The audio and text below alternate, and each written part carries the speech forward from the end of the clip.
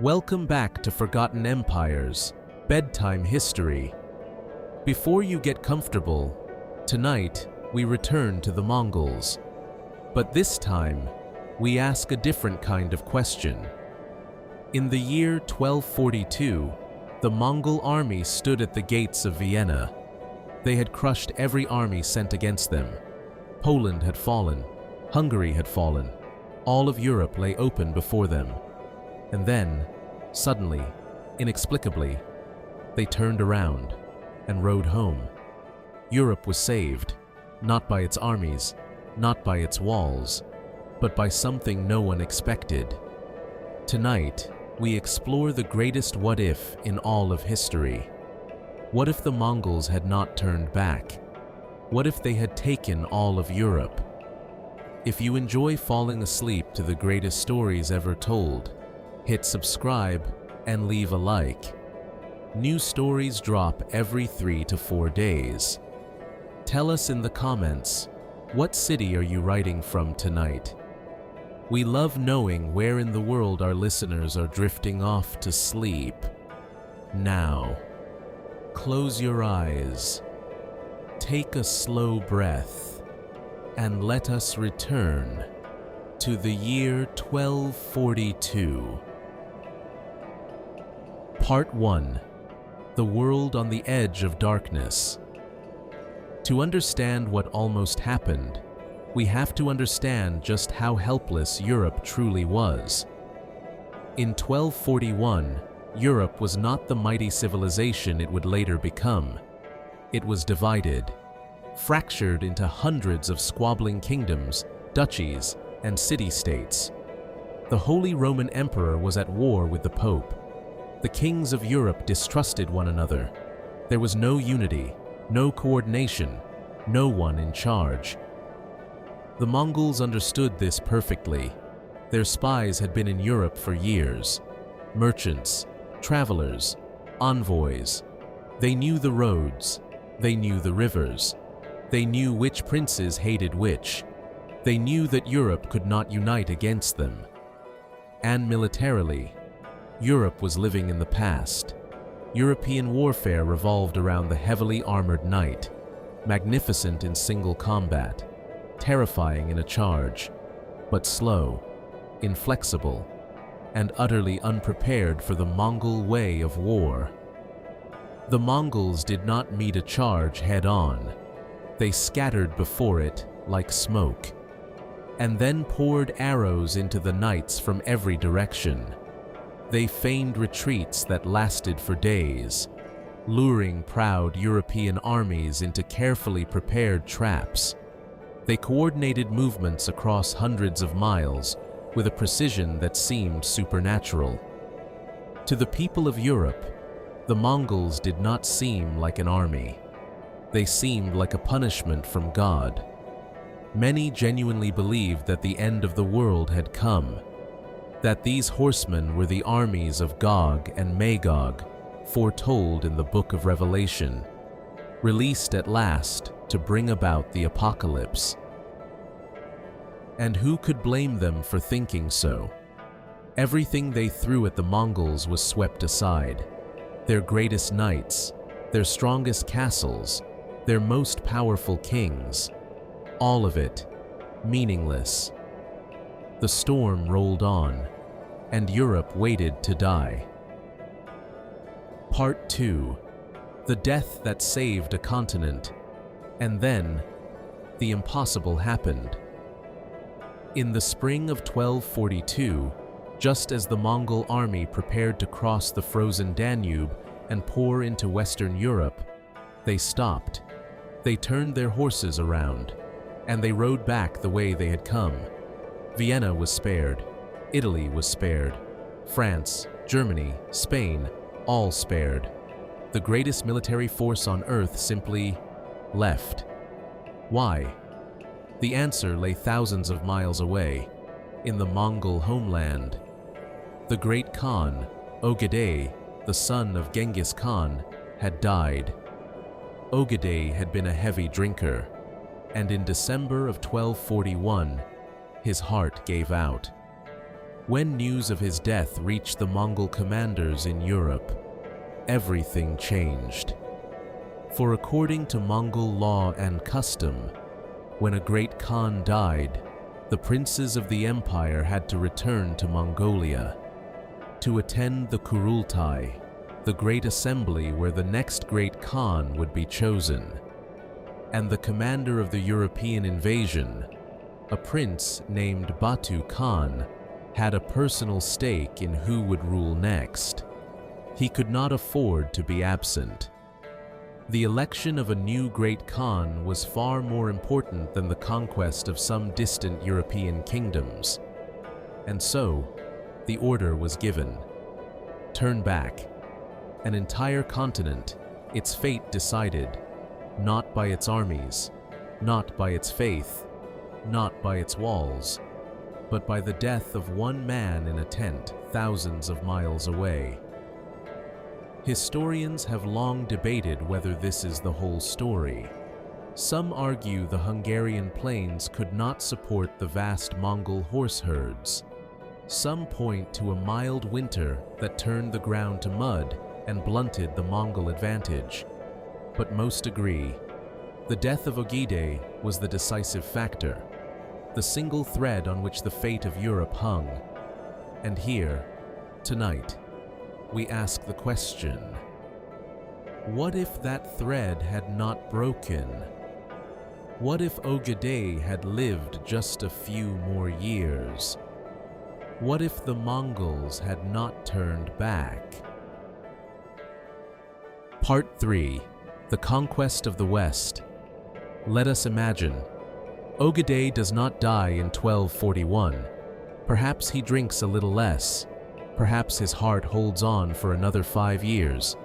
And so, in the spring of 1242, no order comes to turn back. Batu Khan and his brilliant general Subutai, perhaps the greatest military mind in human history, continue west. The frozen Danube offers no barrier. The Mongol army crosses into Austria. Vienna, with its shattered defenses and demoralized population, falls within weeks. From there, the path splits. One army drives south into Italy. The city-states of Italy, Venice, Genoa, Florence, are wealthy, but their armies are small, their rivalries bitter. They fall one by one. And what of Rome? The Pope, the spiritual leader of all Western Christianity, flees before the advancing horde. The eternal city, which had survived so much, falls to the horsemen of the steppe. Meanwhile, another Mongol army drives into Germany. The Holy Roman Empire, already weakened by its long war with the Pope, cannot mount a unified defense. City after city falls. Cologne, Frankfurt, Nuremberg. And then, France, the most powerful kingdom in Europe. King Louis IX, later called Saint Louis, gathers the flower of French chivalry and meets the Mongols in a great battle. It does not go well. The French knights charge with magnificent courage, and the Mongols do what they had always done. They scatter, they encircle, they destroy. By 1250, in our imagined world, there is no more Europe. There is only the western edge of the Mongol Empire. The Atlantic Ocean, which the Mongols called the end of the world, marks the new border of the largest empire in the history of humanity. Part 4. The New Order. So the conquest is complete. What happens next? If history is any guide, the initial conquest would have been catastrophic. The Mongols were merciless to those who resisted. Cities that fought were often destroyed entirely. Millions would have died in the conquest of Europe. But here is the surprising part. Once the killing stopped, the Mongols were often remarkably effective rulers. Remember, this was the empire that created the Pax Mongolica, the Mongol peace. The empire that made the Silk Road safe, that protected trade, that practiced religious tolerance astonishing for its age. In our imagined Mongol Europe, the endless wars between European kingdoms simply stop. There is no more England versus France, no more Holy Roman Emperor versus Pope, no more of the constant grinding warfare that defined medieval Europe. There is only the Pax Mongolica, enforced by the most powerful army on earth. Trade flourishes. For the first time, a merchant could travel from the shores of the Atlantic all the way to the Pacific, protected by a single law the entire way. Goods flow freely, ideas flow freely, and the technologies of the East, which in our timeline trickled slowly into Europe, now pour in like a flood. Gunpowder, printing, the compass, advanced mathematics, astronomy, medicine. Chinese and Persian knowledge floods into a Europe that, in our timeline, was still centuries behind. Some historians who study this scenario suggest something remarkable, that a Europe connected to the East by the Mongol Empire might have experienced its Renaissance and its scientific revolution centuries earlier. Imagine the printing press arriving in Europe in the year 1300 instead of 1450. Imagine gunpowder weapons, advanced medicine, and the accumulated knowledge of China and Persia flooding into European universities 200 years ahead of schedule. The world might have leapt forward by centuries. Part 5. A different faith. But not everything would have been better. One of the greatest changes would have been religious. In our timeline, Europe remained overwhelmingly Christian.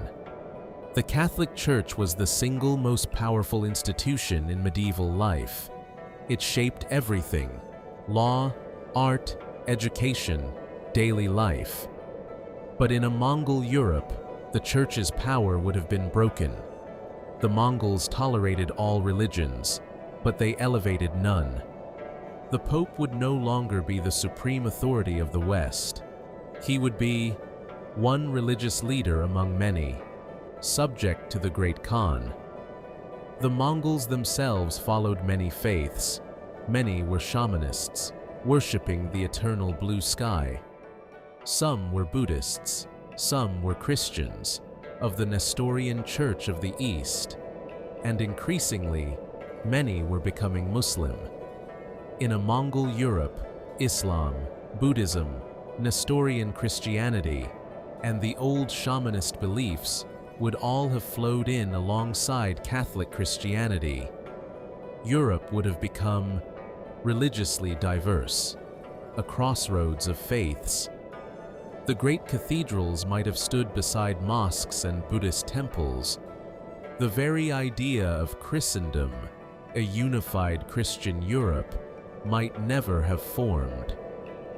And without a dominant Catholic Church, there would have been no Protestant Reformation, no wars of religion, no centuries of Christians killing each other over doctrine. The entire religious history of the world would have been rewritten. Part 6. The language and blood of Europe. There is another profound change to consider. The Mongols did not just conquer, they settled, they intermarried, they blended with the peoples they ruled. In our timeline, we can still see this. It is estimated that millions of men alive today carry the Y chromosome of Genghis Khan and his family. The Mongols left their mark in the very blood of Asia. In a Mongol Europe, the same would have happened. Over generations, Mongol and European bloodlines would have mixed. The people of a Mongol France or a Mongol Germany would have looked different than they do today. And the languages, The languages of Europe might have absorbed thousands of Mongolian, Turkic, and Persian words, just as English absorbed French after the Norman conquest. Perhaps, in this other world, the people of Paris would greet each other in a tongue that blended French and Mongolian. Perhaps the great works of literature would be written in a language we would not recognize. The whole cultural map of the world redrawn. Part 7. The Ripples Across Time. And here is where it becomes truly staggering, because the changes would not have stopped at Europe's borders. Think about what European civilization did in our timeline. It was European ships that crossed the Atlantic and reached the Americas. It was European powers that colonized much of the world. It was European ideas, democracy, capitalism, science, nationalism, human rights, that shaped the modern world. But in a Mongol Europe, none of this happens the way we know it. Would a Mongol-ruled Europe have discovered the Americas? Perhaps. The Mongols were curious. They were expansionist. They embraced new technology. Perhaps Mongol European fleets would have crossed the Atlantic even earlier than Columbus did. But the world they built there would have been utterly different. Not the Spanish conquistadors with their crosses and their gold lust, but something else. Perhaps a Mongol trading empire spanning the entire globe. Or perhaps, without the fierce competition between European nations, the rivalry that drove exploration, the age of discovery would never have happened at all. Perhaps the Americas would have remained unknown to the old world for centuries longer. And the modern world, the world of nation-states, of democracy, of the ideas born in a fractured, competitive, Christian Europe, that world might never have existed at all. Every book you have read, every idea you take for granted, every border on every map, all of it hangs on the death of one man in a tent in the winter of 1241. Part 8. The Empire That Could Not Last. But let us be honest with ourselves. Even in this imagined world, the Mongol Empire faced one insurmountable problem, the same problem that destroyed it in our timeline. It was simply too big. An empire stretching from the Atlantic to the Pacific was impossible to hold together. Not with horses, not with messengers, not with the technology of the age. In our timeline, the Mongol Empire began to fragment within a few generations of Genghis Khan's death. It split into competing khanates, which slowly drifted apart, and were absorbed into the cultures they had conquered. The same would have happened to a Mongol Europe. Within a century or two, the Western Khanate, the Mongol rulers of Europe, would have become something new. Not quite Mongol anymore, not quite European, something in between. Just as the Mongols who conquered China became Chinese, and the Mongols who conquered Persia became Persian, the Mongols who conquered Europe would have slowly become European, absorbed by the very civilization they had conquered. Their descendants, speaking European tongues, following European customs, perhaps forgetting over centuries that their ancestors had ever ridden out of the eastern steppe at all. The conquerors conquered by culture, as always happens, as has always happened. Epilogue. The thread of history. And so, we return to where we began. The winter of 1241, a Mongol army poised on the edge of Western Europe, ready to change the world forever, and a man, thousands of miles away, in a tent on the Mongolian steppe, drinking his last cup of wine. When Ogedei Khan's heart stopped, he could not have known what his death would set in motion. He could not have known that he was saving a continent, that he was preserving a fractured, quarrelsome, brilliant Europe that would go on to reshape the entire world. This is the thing about history that we so often forget. It does not run on grand forces alone. It does not move only by the tides of economics and geography and destiny. Sometimes, it turns on a single human heart, on a single moment, on a single death in a single tent on a cold winter night. The Europe we know, the world we know, exists because one man died at exactly the right moment. Everything else, every border, every language, every nation, every idea that shaped your life, flowed from that single accident of timing. History is not a river flowing in one inevitable direction. It is a thread, fragile, delicate, easily broken. And on the night that Ogedei Khan died, that thread pulled the entire world onto a different path. Sleep now. Let the what-ifs drift through your mind. A Paris of mosques and temples, a Europe that speaks in blended tongues, a world remade by the horsemen of the steppe, a world that almost was. And be grateful, perhaps, or wistful, for the strange and fragile chain of accidents that made our world instead of that one. Good night, and remember, every empire believed it would last forever. None of them did, but some of them came within a single heartbeat of ruling it all. Good night.